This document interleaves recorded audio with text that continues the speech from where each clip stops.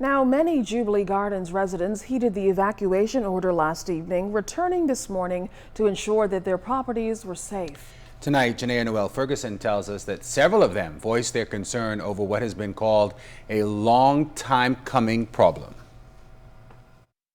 We returned to the Jubilee Gardens community early Monday morning, where according to fire officials, the situation has improved considerably. Residents were able to return to their homes to check up on things and secure their property. However, they made an urgent appeal to government and other relevant agencies to make an intervention. I had to send my family out because they couldn't take it, but I stayed.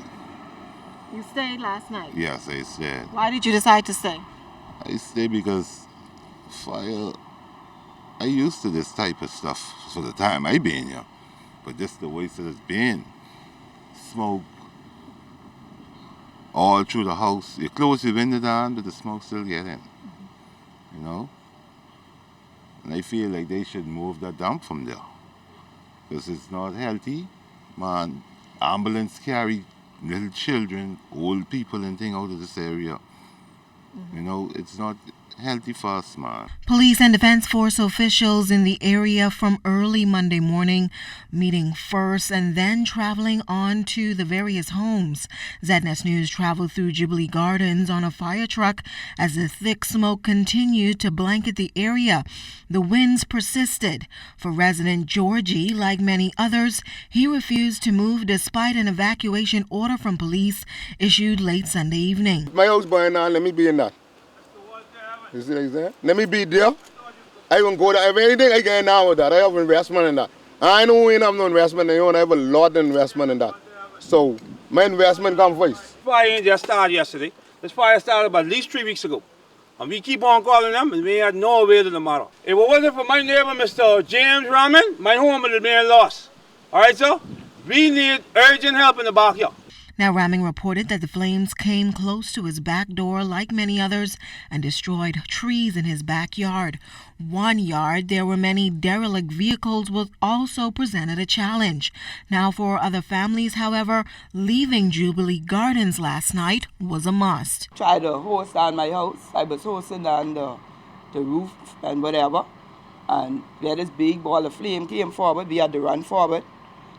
By the time I pulled my car out, a big ball of smoke came over. You know, a big ball of fire came over. So that was a disaster. Well, if I was afraid, I could hardly walk because you couldn't see anything. You know, so like I say, it was the worst. This is the worst we've ever seen it, the worst. You want to describe what you saw, I guess, that forced you to evacuate yesterday around 3? The smokes were horrible. You couldn't breathe. The smoke was black. It was horrible. At the time, Leslie was walking through telling everyone to evacuate. I must say, Leslie and Yasmin, they did an awesome job. Awesome job. I applaud. Head of the fire services, Walter Evans, dispelling rumors that fire destroyed homes.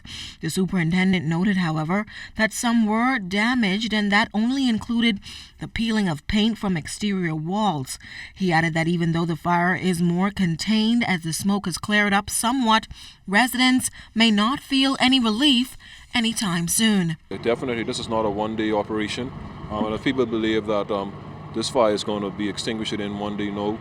Our strategy was that, first of all, the priority was to ensure that there were no homes which were destroyed, and I think that worked well for us, and that is from the property aspect, because people work hard for their homes. I mean, they're hard-working citizens of our country, and so now that the level of the threat level has been minimized, we now have to address the smoke concerns. It's expected that persons will feel the effects of this smoke well into this week. Janaea Noel Ferguson, ZNS Network News.